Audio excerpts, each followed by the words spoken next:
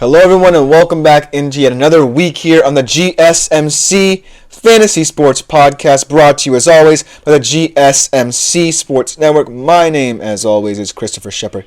Thank you all for coming in. Happy Monday to you all. On this Monday afternoon, we should have another great show ahead for you. Of course, we always open up with our Monday Night Football preview. Should be an interesting one between the Dolphins and the Rams tonight. That I go over my fantasy stars of the week in both the NFL and college football. I start my positional rankings for the week, this being week 11 of the NFL season. We are getting into the thick of it, folks. And then we are going to conclude with my Don't Be Surprised If segment, where I make some bold fantasy takes for the week ahead. But before we get into any of that good stuff, I do want to remind you that if you want to view content such as this, shorts, live streams, anything of that nature, consider liking, following, and subscribing to the show on the network as well. It not only allows you to view my show, but other podcasts around the network. A lot of people doing a lot of great things. However, if you want to interact with our shows more directly, consider making yourselves available to the Super Chat, Super Thanks, and Super Stickers features here on YouTube. They're a great way to contribute and interact with the show. We want to hear your guys' opinions. You can do one of two things. Click that $sign in the chat box in the comments section. Leave a tip or donation, or also leave any burning questions, comments, or concerns you may have throughout the show. It just makes it that much better, and I love hearing your guys' opinions and me just rambling on most of the time. But without further ado, let's get into our first segment of the day, which will be addressing tonight's game between the Dolphins and the Rams. Monday Night Football at SoFi Stadium should be one of those games where it could be a toss-up, but you feel certain about who you want to take in this game. However, here's my attempt to try and dissuade you from just going with the flow from a betting perspective. The Rams are 2.5-point favorites, and it seems like a much lower spread than people might expect, especially given the home field advantage the Rams have. But I can see why Vegas is not necessarily persuaded to raise it any higher. The over-under itself is at 50.5.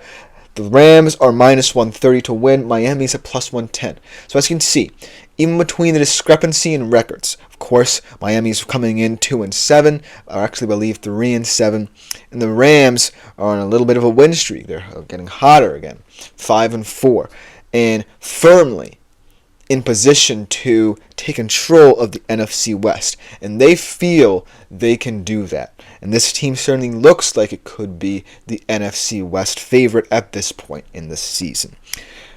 Before this, it looked like they weren't. That was when Cooper Kupp and Puka Nacua both were out with injuries, and the Rams struggled a little bit. However, during that time, they got a vital win over the 49ers, and they have another divisional win over the Seattle Seahawks. Whether or not that matters will be seen later months, but for now, the Rams look like one of, if not the favorite, to win the NFC West. The Cardinals are sneaky in their own right, but the Rams, out of all the teams in the NFC West, have looked the most complete this season. Now, on the Dolphins side of things, this is a team that I feel like continues shooting itself in the foot. I feel like even with the return of Tua, they can't necessarily win games no matter how many points they put up, because they still have that ability with Tua. And that's why I feel Vegas is quote-unquote scared of raising this spread any higher. Even though the Rams, like I said, are home field advantage, although it's not the best home field advantage in the league. Let's be real there. But that's not going to matter. What's going to matter is the Rams on the defensive side of the football. And that's the matchup that I want to look out for. The Dolphins offense going up against this vaunted Rams defense, who over the past couple of weeks have gelled into one of the most complete, fearsome units in the entire league. And remember, this was a very young defense coming into the year. Two of their defensive front seven guys, Jared Verse and Braden Fisk, were just drafted, and they had big shoes to fill, replacing one of the greatest defensive players of his generation in Aaron Donald. But they have done that admirably. They have, in the past couple of games, really shown their stuff.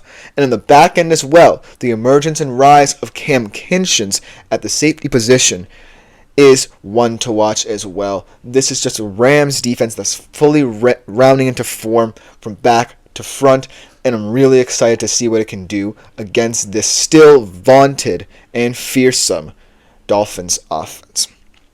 The key for the Dolphins offense is that Tua, make no ands, ifs, or buts about it, feels invincible at some times. No matter what people say about his health concerns, whether or not he should retire, he just wants to play the game of football at a high level for this Dolphins team. And that's a quality that we see a lot of in certain guys, but not to this extent. And that's the dangerous nature of this Dolphins team. How much are you going to risk Tua, no matter what he gives you on the field, in games such as this, when it feels like the season is lost? Because even if they win this game, they've lost the head-to-head tiebreaker against the Bills, and while that AFC's division is certainly a shambles outside of Buffalo, you're not really looking to make a big playoff push. So how Mike McDaniel plays Tua for the rest of the season is going to be very interesting to monitor, because this feels like a game where it should be a classic shootout between two teams from different conferences who want to show out on a Monday night.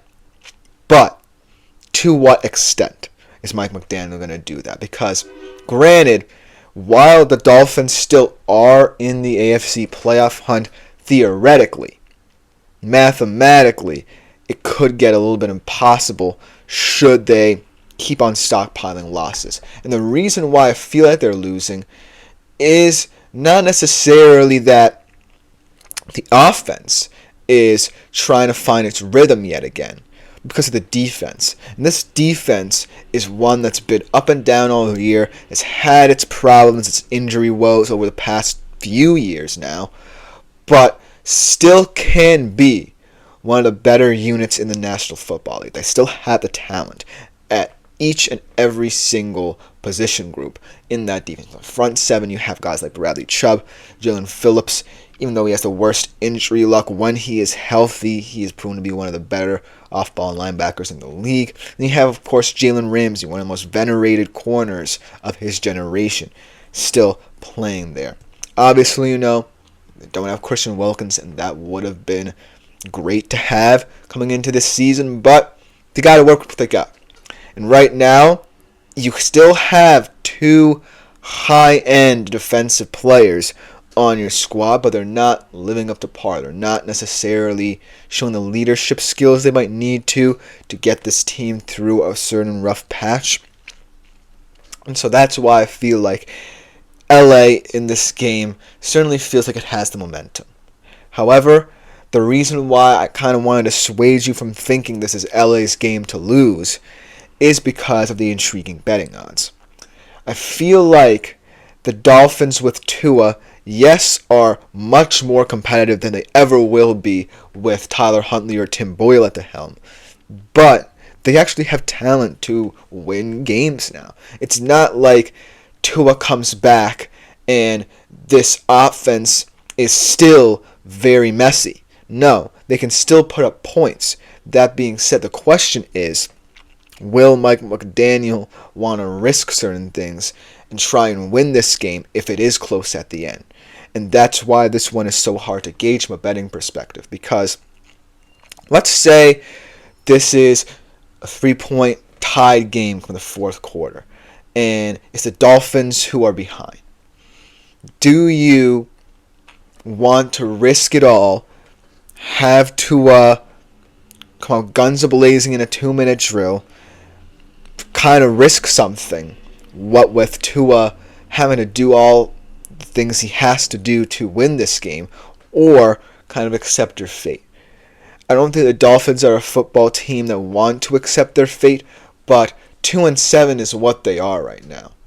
It's not something they can escape from. It's not something they can somehow claw their way back from, albeit easily or not. So it's going to be interesting to see how McDaniel manages this game. This is not an indictment of the Dolphins as an organization or as a team or as an offense. It's nothing like that. It's a worry about the long-term future of this franchise. Because, of course, they would have wanted this season to go differently. They would have wanted Tua to have played more games. But this is what their season is right now. And until, they feel like they can get this offense in rhythm and potentially pick up some wins, I can't say that this season is going to look good the rest of the way for the Miami Dolphins. However, this is an interesting game to kind of test how far this offense is willing to go for the rest of the season, should they still feel like they can pick up crucial wins along their way. Because, granted, this is still a talented team, and LA, at home, with all this momentum, with this rejuvenated defense, rejuvenated offense, it certainly feels like they're playing with house money right now. They feel like they're going to grab the NFC West by the end of this game and say that, hey, if you want to win the NFC West, you have to beat us.